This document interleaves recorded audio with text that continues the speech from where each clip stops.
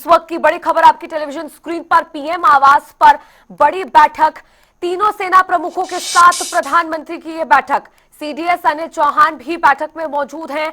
बैठक में रक्षा मंत्री राजनाथ सिंह भी मौजूद हैं। तो बड़ी जानकारी इस वक्त की आपको दे रहे हैं। काफी महत्वपूर्ण और अहम बैठक फिलहाल चल रही है प्रधानमंत्री आवास पर, जिसकी अध्यक्षता कर रहे हैं प्रधानमंत्री नरेंद्र मोदी। इस बैठक में सीडीएस अनिल चौहान, तीनों सेनाओं के प्रमुख और साथ ही रक्षा मंत्री राजनाथ सिंह इस बैठक में शामिल होने के लिए पहुंचे हैं। और आपको बता दें कि जो तनाव बरकरार है और भी ज्यादा उग्र रूप ले रहा है भारत और पाकिस्तान के बीच में, उसी के मद्देनजर उच्च स्तरीय बैठकें, हाई लेवल मीटिंग्स दिन प्रतिदिन जारी हैं। आपको बता दें कि बीते दिन भी प्रधानमंत्री नरेंद्र मोदी ने एक अहम बैठक ली थी सुरक्षा सशस्त्र बलों के पूर्व सैनिकों के साथ। ये बैठक प्रधानमंत्री नरेंद्र मोदी ने ली थी और जो मौजूदा स्थिति है उनके बारे में मंथन और चर्चा पूर्व सैनिकों से प्रधानमंत्री नरेंद्र मोदी ने की थी। और आज एक और बड़ी बैठक पीएम आवास पर चल रही है, जिसमें शामिल होने के लिए पहुंचे हैं केंद्रीय रक्षा मंत्री राजनाथ सिंह और तीनों सेनाओं के प्रमुख और सीडीएस अनिल चौहान। और पीएम आवास पर यह बैठक चल रही है। प्रधानमंत्री नरेंद्र मोदी की अध्यक्षता में यह बैठक जारी है। जो मौजूदा स्थिति फिलहाल बनी हुई है भारत और पाकिस्तान के बीच में, जिस तरह से पाकिस्तान सैन्य ठिकानों पर हमला करने की कोशिश भारत में कर रहा है, उसके मद्देनजर ये बैठक चल रही है। किस तरह से आगे की रणनीति बनानी है, रोड मैप आगे क्या कुछ रहेगा, पाकिस्तान को जवाब देने के लिए, पाकिस्तान के खिलाफ, उसको लेकर यह बैठक बुलाई गई है। काफी महत्वपूर्ण ये बैठक है मौजूदा स्थिति पर मंथन करने के लिए। और आपको बता दें कि उच्च स्तरीय बैठकों के साथ साथ, इन हाई लेवल मीटिंग्स के साथ साथ 4 दिन से लगातार प्रेस कॉन्फ्रेंस भी संबोधित कर रहे हैं विंग कमांडर व्योमिका सिंह, साथ ही विदेश सचिव विक्रम मिस्री। और ये जानकारी हम तक पहुंचाई जा रही है, साझा की जा रही है लोगों से। ऑपरेशन सिंदूर से संबंधित जानकारी प्रेस कॉन्फ्रेंस के जरिए 4 दिनों से लगातार साझा की जा रही है। और प्रेस कॉन्फ्रेंस के साथ साथ आपको बता दें उच्च स्तरीय मीटिंग्स, हाई लेवल मीटिंग्स जारी हैं। और आज इसी कड़ी में प्रधानमंत्री नरेंद्र मोदी की अध्यक्षता में पीएम आवास पर यह महत्वपूर्ण बैठक चल रही है, जिसमें रक्षा मंत्री राजनाथ सिंह शामिल होने के लिए पहुंचे और तीनों सेनाओं के प्रमुख भी मौजूद हैं। और इसी खबर पर और भी ज्यादा जानकारी के साथ हमारे संवाददाता स्पर्श लाइव जुड़ गए हैं। स्पर्श, लगातार हाई लेवल मीटिंग्स जारी हैं। कल भी प्रधानमंत्री नरेंद्र मोदी ने सशस्त्र बलों के पूर्व सैनिकों के साथ मुलाकात की थी और आज भी एक महत्वपूर्ण बैठक, क्या अपडेट है?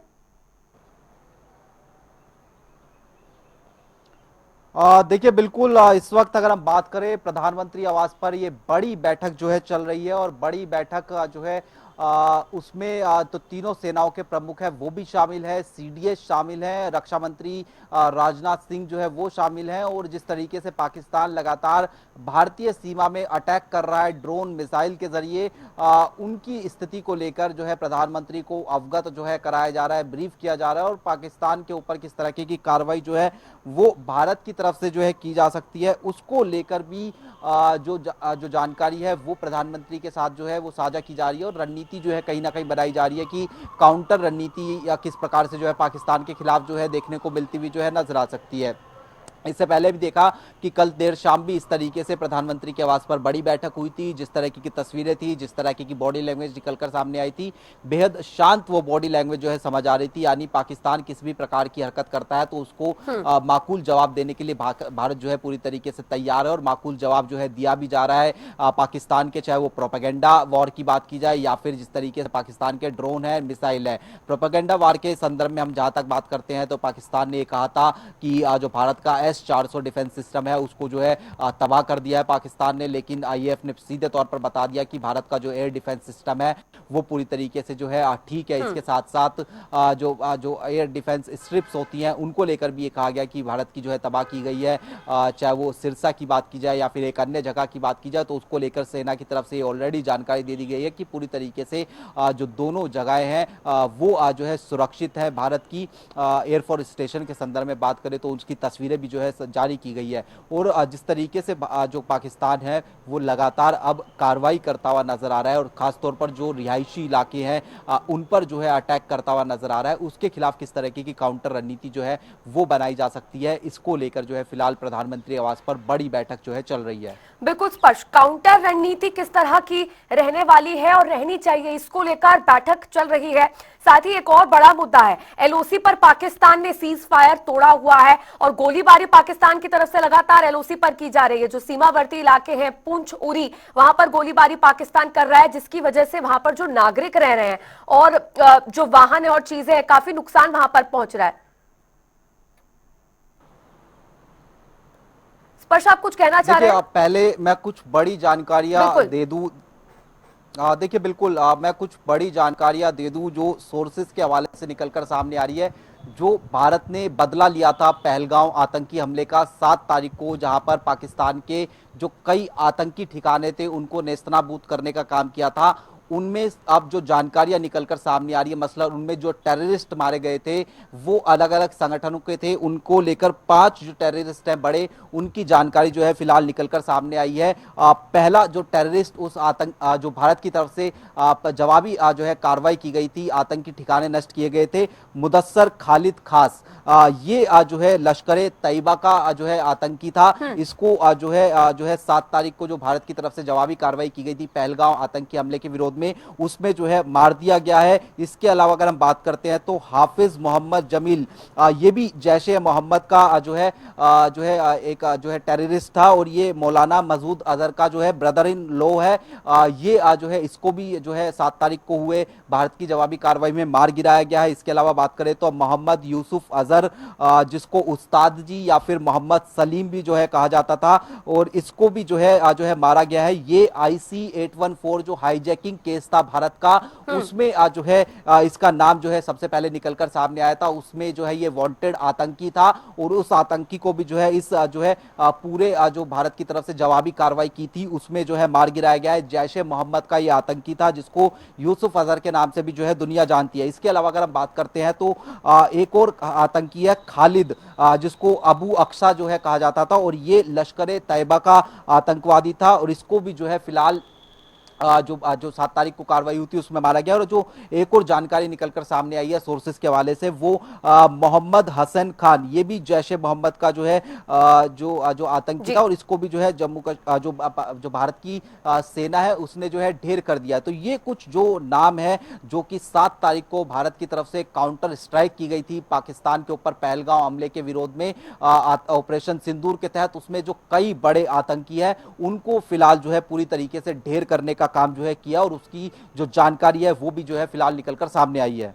बिल्कुल स्पर्श, यानी कि कुल मिलाकर अगर हमला पाकिस्तान की तरफ से ड्रोन्स और मिसाइल से जारी और आतंकवादियों को भारत में घुसाने की कोशिश पाकिस्तान कर रहा है, तो मुंह तोड़ जवाब भारत पाकिस्तान को दे रहा है। और उस दिन हमने देखा भी सुरक्षा बलों ने BSF की टीम की इस पूरे मामले पर नजर पड़ी और 7 आतंकवादियों की लाशें, जिनका आपने भी जिक्र किया, जिनके नाम आपने बताए, लश्कर तैयबा और जैश ए मोहम्मद के आतंकवादी थे, जिनको टीम्स ने, सुरक्षा बलों ने मार गिराया। लेकिन LOC की अभी हम बात करें तो LOC पर भी काफी तनावपूर्ण स्थिति बनी हुई है। आज ये बैठक जो PM आवास पर काफी महत्वपूर्ण बैठक चल रही है, क्या LOC की स्थिति को लेकर इस बैठक में चर्चा और मंथन हो सकता है? क्योंकि वहां जो नागरिक रह रहे हैं, जो सिविलियंस रह रहे हैं, उनको पाकिस्तान निशाना बना रहा है, वहां पर काफी नुकसान हो रहा है, तो उनको कैसे सेफ रखा जाए, कोलैटरल डैमेज को कैसे कंट्रोल किया जाए, इस पर मंथन हो सकता है। बिल्कुल, इस चीज पर भी मंथन होगा प्रधानमंत्री आवास में हो रही इस बैठक के दौरान, क्योंकि जिस प्रकार की खबरें निकलकर सामने आ रही है, जो विदेश मंत्रालय और सेना की प्रेस कॉन्फ्रेंस हुई थी उसमें सीधे तौर पर बताया गया कि पाकिस्तान की जो आर्मी है वो लाइन ऑफ कंट्रोल जो है उसके पास जो है मूवमेंट उनका जो है देखा गया, यानी वो आगे बढ़ती हुई जो है नजर आ रही है। तो ऐसे में भारत किस तरीके से अपनी जो काउंटर रणनीति है उसको बना सकता है। हालांकि जो प्रेस कॉन्फ्रेंस हुई उसमें सीधे तौर पर यह भी कहा गया कि अगर पाकिस्तान डीएस्केलेट करने का काम करेगा तो भारत जो है उस तरह की कार्रवाई जो है नहीं करेगा, लेकिन पाकिस्तान अगर एस्केलेशन करने का काम करता हुआ नजर आएगा, यानी पाकिस्तान का जो ये हमला है वो लगातार देखने को मिलता हुआ नजर आएगा, तो भारत जो है पूरी तरीके से मुंह तोड़ कार्रवाई जो है वो पूरी तरीके से पाकिस्तान के ऊपर करेगा। और इसी को लेकर हम देख रहे हैं कि जो दिल्ली में लगातार बैठकों का दौर है वो देखने को मिलता हुआ नजर आ रहा है। रक्षा मंत्री राजनाथ सिंह ने सुबह हमने देखा कि सीडीएस के साथ में बातचीत की, प्रधानमंत्री की एनएसए अजीत डोवाल के साथ में बातचीत होती है, और उसके बाद में अब जिस तरीके से बड़ी बैठक चल रही है प्रधानमंत्री आवास पर, तीनों सेना प्रमुख, रक्षा मंत्री, सीडीएस, ये बता रहा है कि किस तरीके से जो काउंटर रणनीति है उस पर जो है भारत कहीं ना कहीं आगे बढ़ रहा है। और अगर किसी प्रकार से पाकिस्तान, जिस तरीके से सुबह पाकिस्तान ने बड़ा हमला किया फतेह 1 मिसाइल के जरिए, जिसको सिरसा में न्यूट्रलाइज करने का काम किया, अगर और ज्यादा करता नजर आता है तो पाकिस्तान में किस तरीके से जो कई आतंकी ठिकाने हैं, कई जो लॉन्च पैड हैं, उनको और ज्यादा मजबूती के साथ जो है गिराने का काम भारत करे, इसको लेकर जो है निश्चित तौर पर काउंटर रणनीति बनती हुई नजर आ रही होगी। ठीक है, बहुत शुक्रिया स्पर्श आपका जुड़ने के लिए और इस खबर पर तमाम जानकारी साझा करने के लिए।